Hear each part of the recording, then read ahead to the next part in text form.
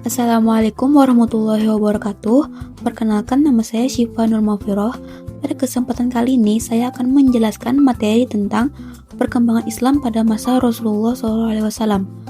Baik, selamat menonton semuanya dan jangan lupa untuk menontonnya sampai akhir ya, agar materi yang disampaikan bisa dipahami dengan baik.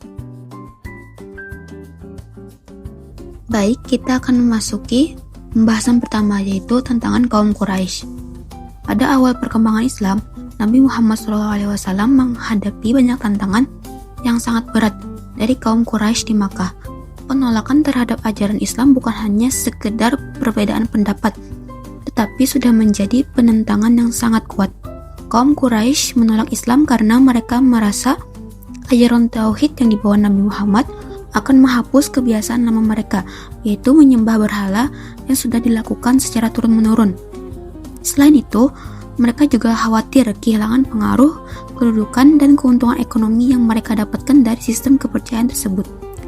Karena hal itu, mereka melakukan berbagai cara untuk menghentikan dakwah Rasulullah, mulai dari mengejek, mencaci, dan mengolok-olok Nabi, sampai melakukan tekanan sosial, ancaman, bahkan penyiksaan kepada para sahabat yang masuk Islam. Namun meskipun menghadapi tekanan yang sangat besar, Nabi Muhammad SAW tetap teguh dalam menyampaikan ajaran Islam. Beliau tidak membalas keburukan dengan keburukan, tapi tetap sabar, bijaksana, dan terus berdakwah karena yakin bahwa Allah Subhanahu wa Ta'ala selalu bersama beliau. Selanjutnya, wafatnya Abu Thalib dan Khadijah. Memasuki tahun ke-10 kenabian, Rasulullah SAW mengalami masa yang sangat berat dalam hidupnya karena kehilangan dua orang yang paling berjasa dan paling beliau cintai. Yang pertama adalah Abu Thalib, paman Nabi, yang selama ini selalu melindungi Rasulullah dari gangguan kaum Quraisy. Meskipun Abu Thalib tidak memeluk Islam, tetapi ia sangat mendukung dan menjaga Nabi dari ancaman musuh. Kemudian yang kedua adalah Khadijah, istri Rasulullah SAW, yang merupakan orang pertama yang beriman kepada beliau. Khadijah selalu memberikan dukungan moral, emosional, dan materi kepada Nabi, terutama ketika beliau menghadapi kesulitan dalam berdakwah. Kehilangan dua sosok penting ini membuat Rasulullah SAW sangat bersedih, dan tahun tersebut bahkan dikenal sebagai Amul Huzun atau tahun duka cita, karena kesedihan yang sangat mendalam yang dirasakan oleh Nabi Muhammad SAW. Selanjutnya yaitu Isra Mi'raj. Di tengah kesedihan tersebut, Allah Subhanahu wa Ta'ala memberikan hiburan dan penguatan kepada Rasulullah SAW melalui peristiwa Isra Mi'raj. Isra Mi'raj adalah perjalanan luar biasa Nabi Muhammad SAW dari Masjidil Haram di Makkah ke Masjidil Aqsa di Palestina. Kemudian dilanjutkan dengan perjalanan naik ke langit hingga Sidratul Muntaha. Dalam perjalanan tersebut, Nabi Muhammad SAW diperlihatkan berbagai tanda kebesaran Allah Subhanahu wa Ta'ala dan menerima perintah langsung, yaitu kewajiban sholat 5 waktu bagi umat Islam. Peristiwa ini menunjukkan bahwa setiap kesulitan yang dialami manusia pasti ada pertolongan dari Allah Subhanahu wa Ta'ala, serta memperkuat kedudukan sholat sebagai ibadah utama dalam Islam. Selanjutnya, hijrah ke Yasrib atau Madinah. Karena tekanan dari kaum Quraisy semakin meningkat, Rasulullah SAW akhirnya memerintahkan para sahabat untuk berhijrah ke Yasrib yang kemudian dikenal sebagai Madinah. Hijrah ini bukan sekedar perpindahan tempat tinggal, tapi merupakan awal dari terbentuknya masyarakat Islam yang lebih kuat, aman, dan teratur. Di Madinah, umat Islam dapat menjalankan ajaran agama dengan lebih bebas, tanpa gangguan seperti yang terjadi di Mekah.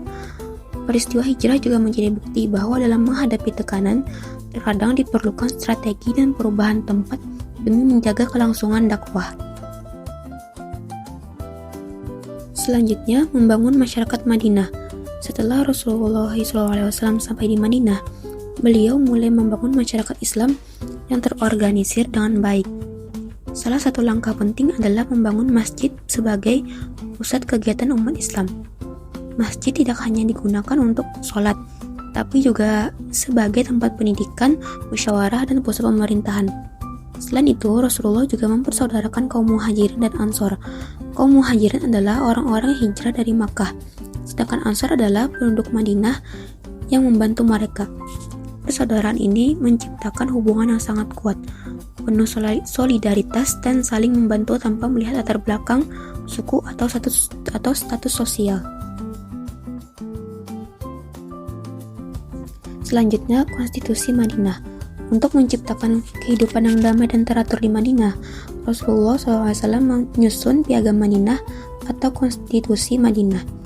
Piagam ini mengatur hubungan antara umat Islam, kaum Yahudi, dan kelompok masyarakat lainnya yang tinggal di Madinah.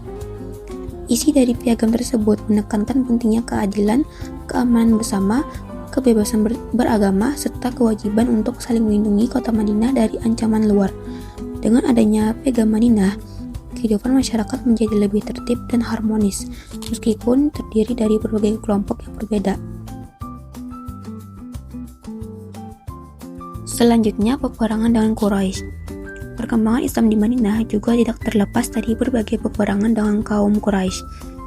Beberapa perang penting yang terjadi antara lain Perang Badar, Perang Uhud, dan Perang Khandaq.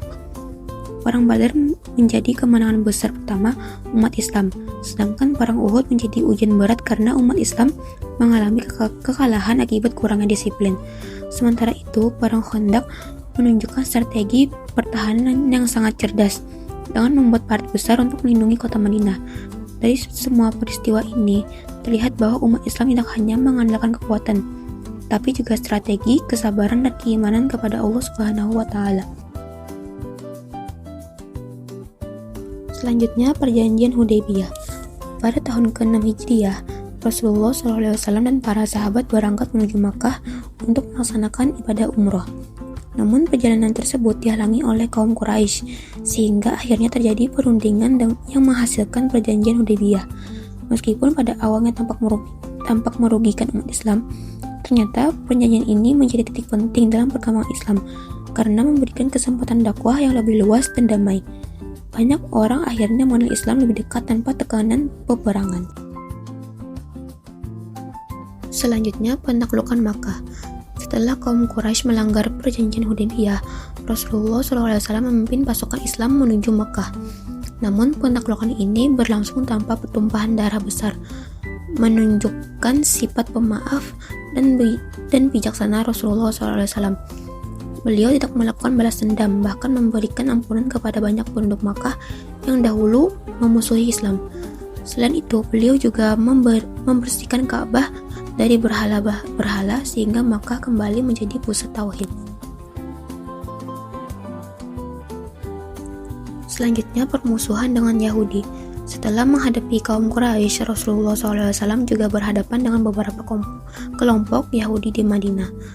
Beberapa di antara mereka melanggar perjanjian yang telah disepakati bersama, sehingga menimbulkan konflik dengan umat Islam. Hal ini menunjukkan bahwa dalam kehidupan bermasyarakat, kejujuran dan komitmen terhadap perjanjian sangat penting untuk menjaga stabilitas dan kedamaian. Selanjutnya, perluasan kekuasaan Islam. Setelah penaklukan Makkah, perkembangan Islam semakin pesat di seluruh Jazirah Arab. Banyak suku yang sebelumnya menolak Islam akhirnya datang dan menyatakan masuk Islam secara sukarela. Islam kemudian berkembang menjadi kekuatan besar yang mampu menyatukan berbagai suku yang sebelumnya saling berselisih dan berperang. Selanjutnya, tahun delegasi dan Haji Wada. Pada tahun ke-10 Hijriah, Rasulullah SAW melaksanakan Haji Wada atau Haji Perpisahan. Dalam khutbahnya, beliau menyampaikan pesan yang sangat penting tentang persaudaraan, kesetaraan manusia, keadilan, serta larangan untuk saling menzalimi. Beliau juga menekankan pentingnya berpegang teguh pada Al-Quran dan Sunnah sebagai pedoman hidup umat Islam. Khutbah ini menjadi pesan terakhir yang sangat berharga bagi seluruh umat Islam. Pembahasan terakhir yaitu wafatnya Nabi Muhammad SAW.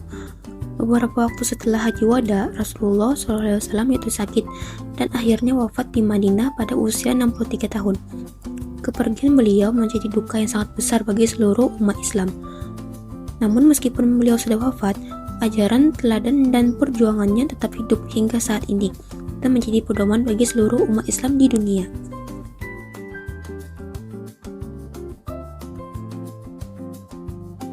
Sampai sampai di sini saja materi yang dapat saya sampaikan.